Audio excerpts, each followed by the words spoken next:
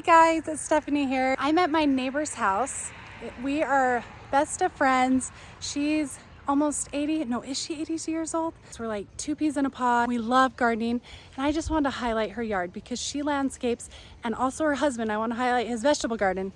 They landscape and do this vegetable garden all by themselves. Literally, they have no help.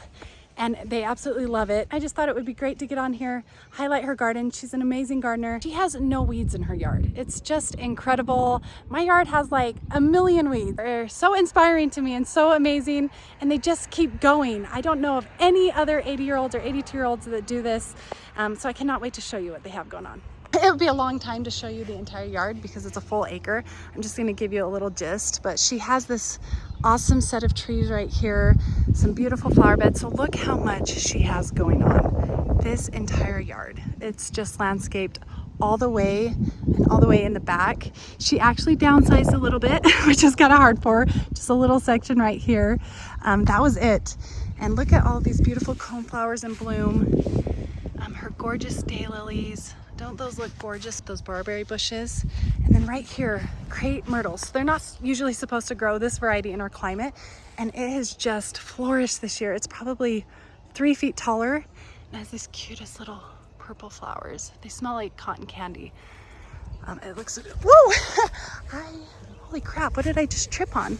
Oh, anyway, sorry, I almost just fell backwards. Look at how beautiful all these coneflowers are, but just take a look at the soil. Do you see any weeds? I see none. Oh, here's some hibiscus ready to pop out. They get those huge blooms.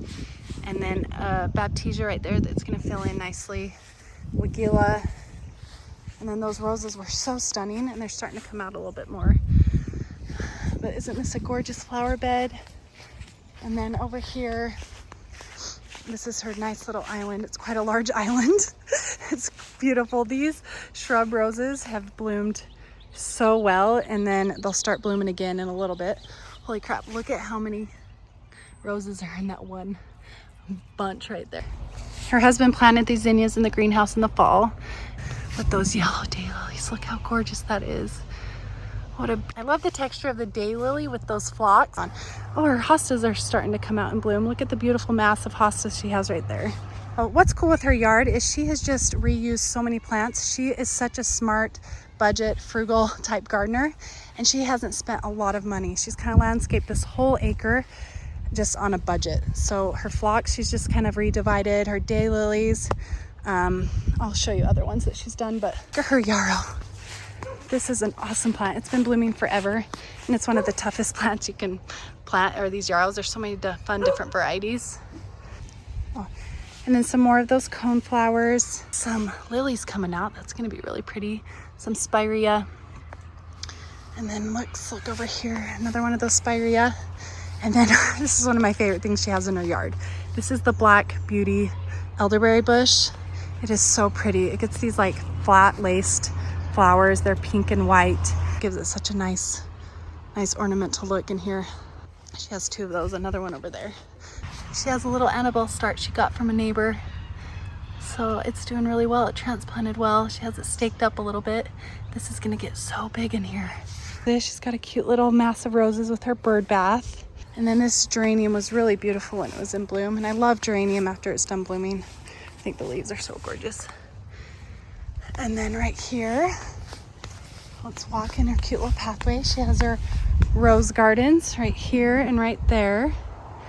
And then this is her little herb garden. So lots of different herbs.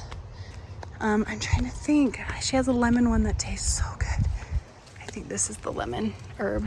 Lemon thyme maybe? I don't know what it's called. So good. Great. And lemonade. I'm gonna probably have to come over here and steal some of that and make some fresh lemonade. Look how beautiful her sage is. It is massive. So this is a great plant to add to your landscaping. It's huge. I'd have to say that's about 5 feet wide and 4 feet tall or 3 feet tall. It's huge. And then right here, as you can see, she has a little secret pathway. And then I really like this plant. I don't know what it's called, but it's got a cool texture. Some more of those zinnias that she's planted all throughout her yard. She planted a lot of zinnias. And look at this. This is kind of a carpet rose. It's so pretty, it's so big.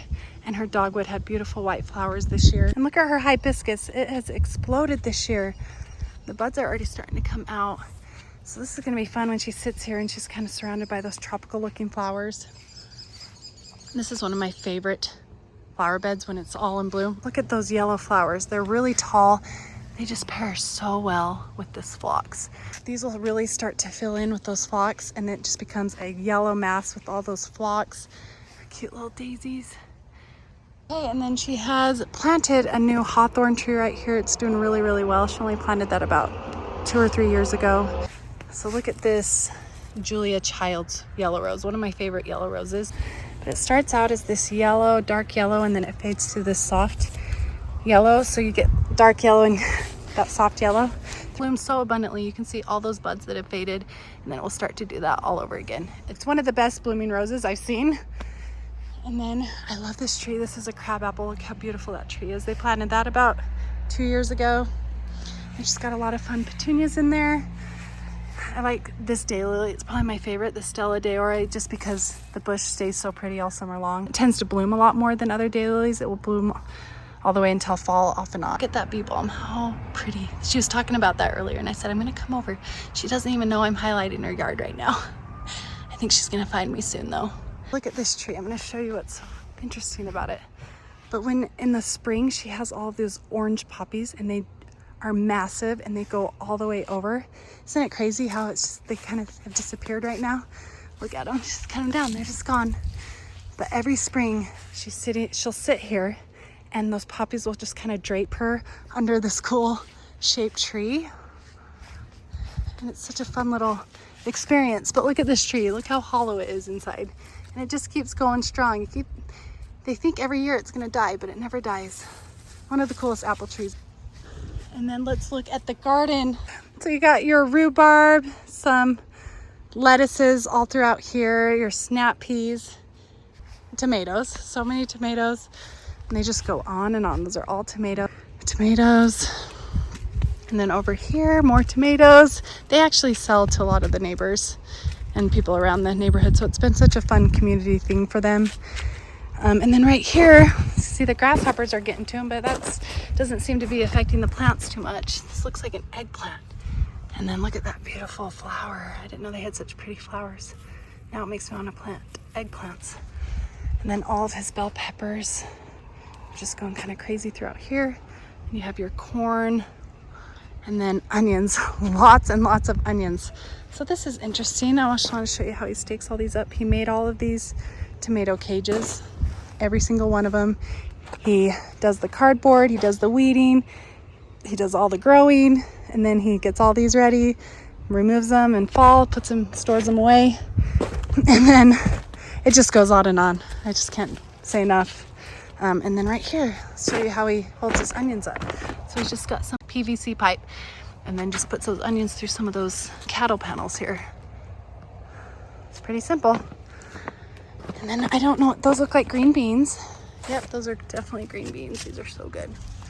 One of my favorite things to grow. Those look like cucumbers. Those are doing really, really good. And then some more cucumbers. Some squash over here. Zucchini. Uh-oh, they need to start harvesting those. I should take some of them, except for we have some of our own, so. And then I'm not sure what is going on right there. It looks like some more. Oh, let's take a little closer look here. Whoops. No, I'm not seeing anything yet. These look like more green beans, I'm guessing. And then right there is all of their blackberries. They haven't come out quite yet, but they're loaded. I'm gonna go over here and show you. So he just does cardboard and a lot of wood chip. So look, all those blackberries are gonna start coming out soon. I didn't know they did corn. I swear this is the first year. No, they've done corn every year. I just haven't seen it hidden behind all of this stuff. Look how well their corn is doing. Corn needs a lot of nitrogen. The soil they have in here, they've just put in compost that they make every single year. They are just so resourceful. They don't waste anything. So look how nice and dark and rich that soil is. Look at all of those potatoes. So this is a lot of work in itself. Once they are ready to be harvested, you have to dig them all up. And they do that every single year. And this is one of my favorite things to grow are potatoes. And then raspberries all along here. And then this is where it gets really crazy, you guys. He prunes over 50 trees, I would say, by himself, if not more. Cutest thing, she has this little wood fence along the garden, and then right here you have your daylilies, you have your phlox. Your salvia is kind of done blooming. That will start to rebloom in the fall or a little bit later in the season. And it's such a cute row of all of those. Look at all these beautiful zinnias. Everything is doing so well because of that soil. It's about 30 years of adding compost, and it's made the soil so rich and nutritious. Doing so well back here. They really like this spot. It's always nice when you kind of experiment and find spots that flowers just absolutely thrive and love in. Sometimes it's a little bit trial and error. Okay, let's go walk over here and show you more of those trees and a few more of her flower beds. See, here's the daisies. So every year she just cuts down her established 9 bark. If you don't, it gets really woody. You cut it down to the ground and it puts on that much growth. So every year you do sacrifice your blooms on it, but a lot of times you just grow 9 bark for its foliage. And if every other year you want those blooms, but it does get a little bit woody. I just think that phlox looks so awesome with that 9 bark. And some more phlox back there. This rose is so tall this year. It's kind of crazy that everything is doing so well because it's so dry here. And she hasn't even been watering very much. And look at that blue delphinium. It's so pretty. This is more of that lacy variety, and it seems to do better here. I'm gonna have to find a spot for that. I don't have one in my yard, and now I feel like I gotta find a spot. And then her peonies were huge when they were in bloom. She had a cute poppy right down there.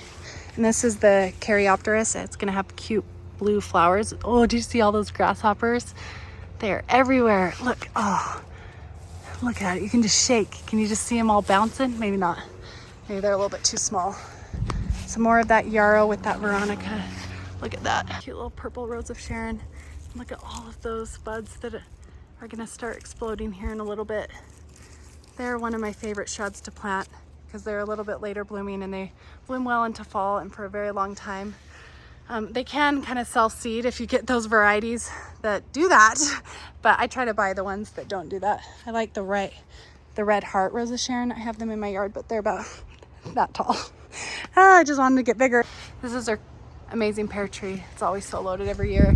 We come over here and pick up all the dropped ones because they're still good, and my kids love it. And some more of that spirea, and she has a bunch on the side of her house right here. She cuts these down every year, so it keeps them nice and full and bushy.